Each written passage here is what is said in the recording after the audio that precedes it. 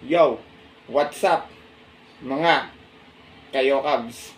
Magandang araw po muli sa inyong lahat at syempre narito po muli ang inyong lingkod, Master Lekim. At welcome back po muli syempre dito sa ating Master Lekim TV.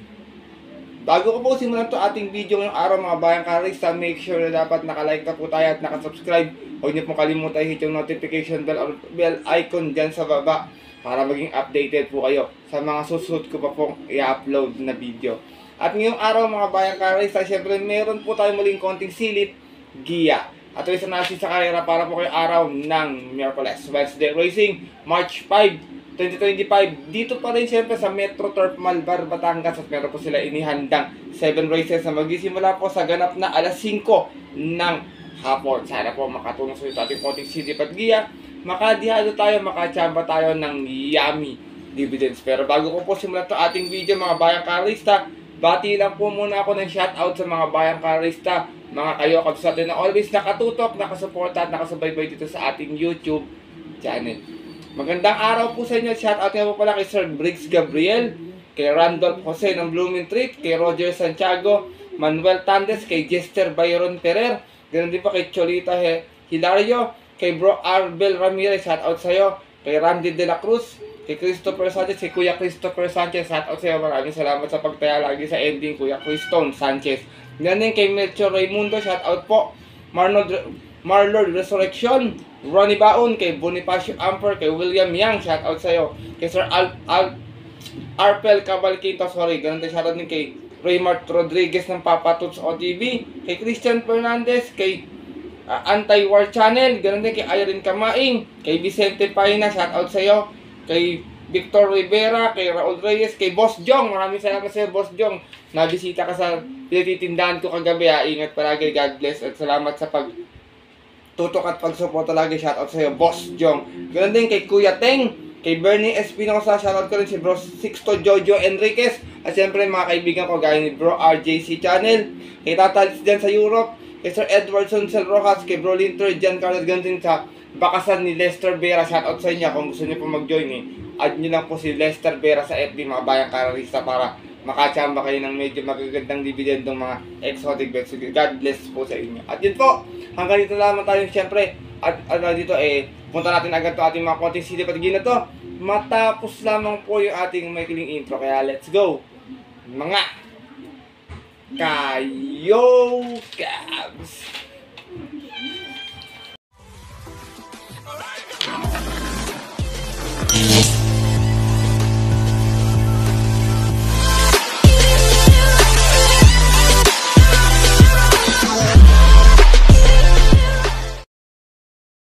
At gaya nga po ng nabanggit ko kayo sa ating intro, meron tayong 7 races na lalargaan ngayong araw po ng Miyerkules. Siyempre ganun pa rin, tig-isang set ng take all, pick 6, pick 5 at pick 4.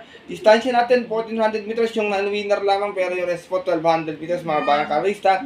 Pwedeng pabor sa di bandera, pwedeng pabor sa derimati, kasi sabi na po pag nagkaroon ng mga early speed battle sa unan, nakakachamba rin po yung mga derimati dahil maiksi po yung distansya. Kaya po kung mga info po kayo mababalitaan sa inyo mga kilala or kaibigan. Siyempre may mga sarili din po kayong napupusot kursunada, huwag niyo po kayo mutay sama sa inyong diskarte at mga rota. Kaya ito, simulan ko na rin agad natin mga konting silip at gina to. Wala na pong patumpik pa. Good luck po sa inyo lahat. Have a blessed Wednesday Racing and start na po tayo.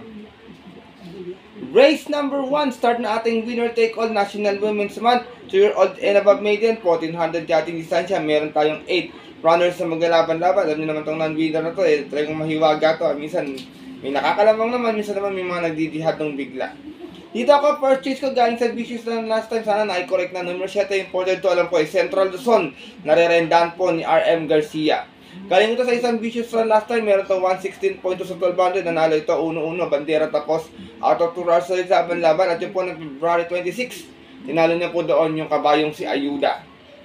Same rider pa rin, RM Garcia. Para sa ating numero 7 si Central Luzon. Second choice ko, other imported horse numero 3 is Sky Warrior. Narerenta naman po ni Ison Bautista to kasi naghangad ng panalo to last time. Kaya natarsera lang, pero kung hindi nahangad baka nasigunda. Meron itong 128.4 last round. Natarsera to, umalis ng 4-3 out of 8 rounds sa laban-laban. Sa isang 2-year-old maiden at yun po ng February 22, kung saan nakalaban niya po doon yung heavy favorite na si Binalot AU. Same rider pa rin, Ison Bautista para sa ating numero to sa si Sky Warrior. Isinasama kong third choice, nagbabalik pista numero 5, Flaming June. Nare-rendahan po ni A.R. Villegas ito, couple entry to ni El Jaleo last year via Carissa sa 2-year-old maiden. Meron itong 129.8 last run niya, dumating siyang Tercera, umalis ng 3-4. Out of 7 runs sa laban-laban last year po sa isa 2-year-old maiden at po noong November 9, kung saan ang nanalo nga po doon yung couple entry niya si El Jaleo. Same rider pa rin, Dodong Villegas para sa ating numero 5 si Flaming June. Race number 1, bayang kararista, purchase ko po muli numero 7, Central Luzon. Second choice numero 3 is Sky Warrior. At third choice yung numero 5 si Flaming June. Good luck po. At narito na po tayo sa ating race number 2. Kung saan magsisimula ng ating pick 6 event, 1200 na po ating distansya. Field accommodating this class 5, 11 to 15 split. Meron tayong 8 runners na maglalaban-laban. Dito mga bayang karisa, first choice ka, maganda yung post position, baka makaporma agad sa unan, makakumpo ka kwartos, 5 pwede makachamba. Numero 1, Alindog, nare-rendahan po ni Calvin Abobo. Meron tong 116.6 lamang sa 1200 last run niya, umalis to ng dumating kitang pampito, pero sinagdala ng matcha ng karera, bayang karisa, 1-1 out of 8 rounds sa laban-laban, galing ito ng 16-21 at yung po ng January 10, kung saan nanalo po doon yung dihadong si Animo Lazal. From JD King Flores, balikan renda kay Kelvin Abobo para sa ating numero 1 si Alindog. Second choice ka, pwedeng hindi siya paunahin ito eh. Grey Galloper, numero 7, Don Pedro, nare-rendahan po ni JB Hernandez. Ito naman may 114.4 last run. Dumating po ito ng pang-apat, umalis ng 1-1 rin, nasa unahan din agad. Out of 8 rounds sa laban-laban, galing din ng 16-21 at yung po ng January 31. Kung saan nanalo naman po doon, yung dihado rin si Bahandi. Same rider pa rin, JB Hernandez para sa ating numero 7 si Don Pedro. Kung hindi magbibigayan tong 1-7 na to, pwedeng makapaporto sa mga derimate. Kaya sinasama ko third choice numero 5, Etnad, nare-rendahan po ni John Sargent de Ocampo. Meron itong 115 plus sa 1200, dumating pa ito ng pang-5 noon, umalis sa 6-6. Out of 8 rounds sa laban-laban, galing din ng 16-21 at po ng January 22 naman. Doon po sa kayarang napanalunan ng kabayong si Limon Sudan Falls. Same rider pa rin, John Sargent de Ocampo para sa ating number 5 si Etnan. Race number 2, bayang kanalista, first choice ko po muli, numero 1, Alindog. Second choice, numero 7, Don Pedro. At third choice, yung numero 5 si Etnan. Good luck po. At narito na po tayo dito sa ating race number 3. Simula ating pick 5 event. Field accommodating this class 5, 11 to 15. Meron tayong muli 8 runners na maglalaban-laban. Dito, first choice ko, siguradong mauna. Pakwartosin nila, pass your paper sila. Lone Grey Galloper. Numero 2, Galloping Ghost. Nare-rendahan po ni Patty Dilema. Galloping Ghost, may 115.4 sa 1200. Natalsera to last time. Umalis ng 1-1 out of 8 runs sa laban-laban. Same rating list po dyan po ng January 22. Kung saan ang nanalo po doon, last race yung kabayong si Walking on Sunshine. Same rider pa rin, regular jockey, Patty Dilema para sa ating numero 2 sa si Galloping Ghost. Second choice ko, pag sumalida na maayos, pwedeng tumanglaw lang sa pwestuhan. Numero 1, Polite Bell, nare-rendahan po ni JB Hernandez. Ito na sa 1400 last time to. Meron to 129.2. Umalis ng 3-1 out of 10 rounds sa laban-laban. Same rating, based din po dyan po ng January 25 naman. Tinalo niya po doon yung kabayong si Captain Bob. From Kelvin na po, balikan rin na this time kay JB Hernandez para sa ating numero 1 si Polite Bell. Race number 3, bayang kanalista. First choice ko po muli, numero 2, Galloping Ghost. Second choice, numero 1, Polite Bell. Good luck po. At narito na po tayo sa ating race number 4 kung saan magsisimula natin pick 4 event. Field accommodating this class 5, 6, and 10 split. Another 8 runners tayo maglalaban-laban dito. Dito, first choice ko, pag nakakwartos dito, tingin ko, baka makaraos na dito. Numero 4, Pay the Lady. Nare-rendahan po ni Jordan Guerra. Last run to, Tercera, may 115.2. Mas na 1-1 out of 8 runs sa laban-laban. Same rating base po po ng February 19. Kung saan ang nanalo po doon yung tumanglaw lang sa pwestuang kabayong si Golden Petita. Same rider pa rin, Jordan Guerra para sa ating numero 4 si Pay the Lady. Second choice ko, baka nagpapaglang ng kalawang last time, numero 8, Cash is King. Nare-rendahan po ni John Paul Agos. Ito gamit ito ni Pau Pau itong kabayo na to. Ito naman, segundo dun sa kairan nila Golden Petita, may 115.2 rin, umalis sa 5-3 out of 8 rounds sa laban-laban. At yun po na February 19 din, kung saan ang romenda naman po sa kanya ng araw na yon si MP Laloma. Race number 4, Bayang Karaysa. Kung may mapupusuan pa yung kursada, kayo na pong bahala magdagdag na lamang. Titignan ko na lang may chamba rito, si Noward, tsaka si Happy Kid, kumbaga. First choice ko po muli, numero 4, Pay the Lady. Second choice, numero 8, Cash is King. Good luck po. At narito na po tayo sa ating race number 5, kung saan isa naman itong Pilra Commuting List Class 5, 11 to 15 split. Meron tayong muli 8 runners na maglalaban-laban dito. First choice ko, sigurado ring mauna para sa akin. Numero 5, Hang Loose, nare-rendan po ni Mark A. Alvarez. Hang Loose last run, segunda, may 114.2. Umas pa ng 3-2 out of 7 runners na naglaban-laban. Same rating base din po. At yun po, noong February 19, kung saan ang nanalo po doon last race yung kabayong si Batang after 7. Same rider po rin, Mark A. Alvarez. Para sa ating numero 5, si Hang Loose. Second choice ko, may akintulin din sa unahan, numero 4, Cone Passion. Narerenda naman po ni Alison Public. Ito, segunda sa 1200 last time, may 115.6 naman. Umis na 4-3 out of 8 para sa laban-laban. Same rating base din po. At yun po ng January 22 naman, kung saan ang nanalo po doon, yung kabayong si French Leather. Same rider pa rin, Alison Public. Para sa ating numero 4, si Cone Passion. Race number 5, Bayang Karaysa. Kung may masipat kayo, baka di magbigayin itong dalawa. Paborto sa mga re-remata yan, 2, 3, 6, and 7, 8. Puro mag-aabang lamang yan. Pero kung tingin ko naman, hindi sasabay isa dyan, tingin ko isa dyan makakatapos. First choice ko po muli, numero 5, Hang Loose. Second choice, numero 4, Compassion. Good luck po. At narito na po tayo dito sa ating penultimate race ngayong araw po ng Miracle sa ating race number 6 sa itong Pilra Commuting List Class 5, 6, and 10 split. Meron tayong muling 8 runners na maglalaban-laban dito, Bayang Karaysa. Narito ang aking long shot of the day, sana makachamba. First choice ko, numero 7, Dancing Queen. Narerendaan po ni RM Garcia. Ito kabayan na to, tingin ko, nag-aabang lang ng chepo. Minsan ay sasabay sa unahan, minsan naman hindi gagalawin.